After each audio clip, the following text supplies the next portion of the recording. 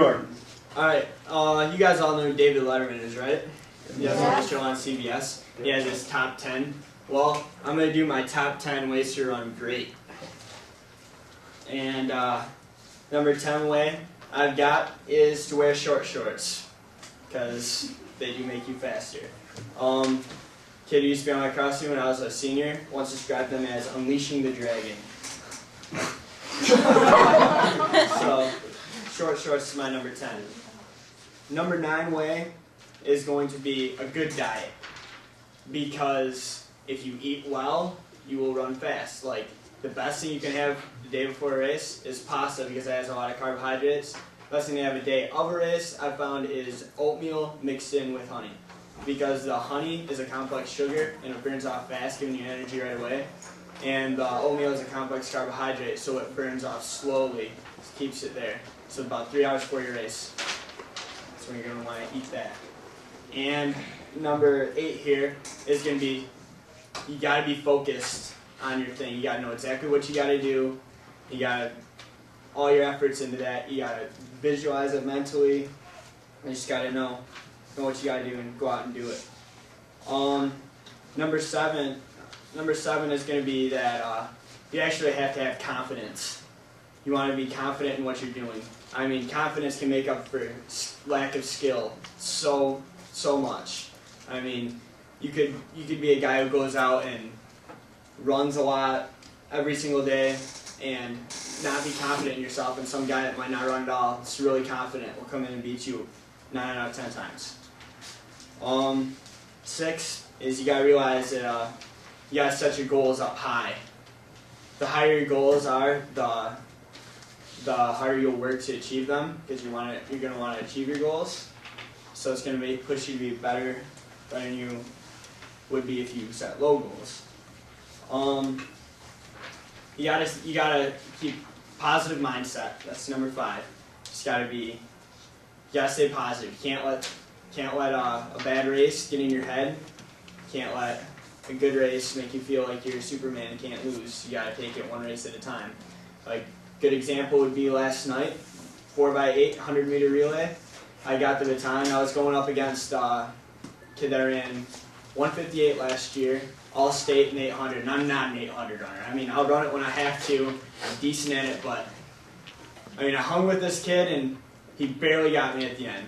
So, and we needed my points for the rest of the meet, so I'm not about to just drop out, give up, you know. I just kind of went off on my own little thing, you know, kind of pissed off for about 10-15 minutes, but came back and ended up winning the mile and the 2 mile. So we ended up getting my points last night and everything. So lost though, so it's kind of bummed about that. Number 4 here is going to be never give up.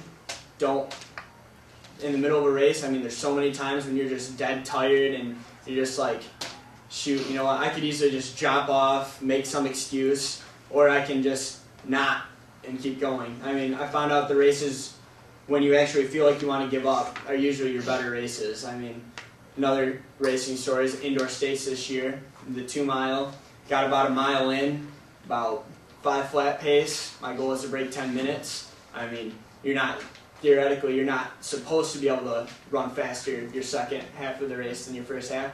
I was already dead tired. I was thinking, man, I should just drop out. But I ended up coming back and running a 4:54 second mile, 9:54, all-time indoor PR for me. So I was pretty happy with that.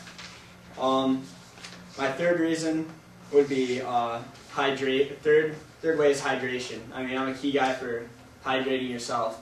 Should have half your body weight in ounces of water the day of a race. So I weigh 120 pounds, so that's 3 bottles of 20-ounce Aquafina for a race. And then right before, I like to get about maybe 10 ounces of Gatorade, because the electrolytes will actually, I mean, most people think that it'll slow you down because it'll give you cramp, but it actually will help you.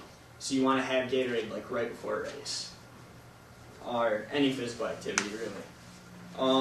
Number 2 reason what I have here is just pacing. You don't want to go out stupid, all out, die, and then have everybody pass you, but you don't want to sit back and wait and have way too much energy at the end. And the number one reason, just kind of goes with stay positive, you got to believe in yourself. You just actually got to believe that you can do it. You can't, just got to believe in it. I mean, you can't not, or else you're not going to do good. I mean, come on. Nothing you can do. And that's all. So, are there any questions? Do you believe in carbohydrate stacking? Yeah. Really? I mean, I know it worked in weightlifting. It really works in weightlifting and stuff. Tuesday, day before our meet, we always go up to Vizoli's. I had 3 plates of spaghetti. I don't like the meat sauce, so I just eat the noodles. And I had 18 breadsticks. Okay, so question: do you believe in, if you believe in carb stacking, do you believe in carb depletion and then stack? Would that be like using them up and then eating more? Or?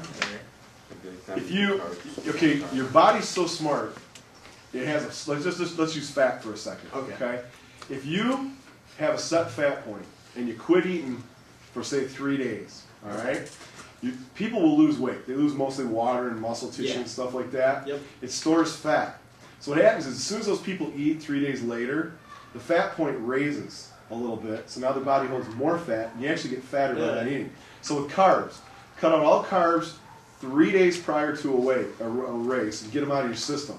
Then the night before, just eat like you did, load up. So now your set point goes up, and your body's carrying more carbs than it's used to. I guess I've never really thought of it like that. I mean, it makes sense. I'm just curious. I know there's a lot of that in bodybuilding and weight training. I've never really tried anything like that. I mean, I'm just curious because it sounds like you know this topic like crazy, and I just wonder if you've ever tried. Oh yeah, I mean, it makes sense. Cool. Hey, whatever you're doing is working. So, well done, bud.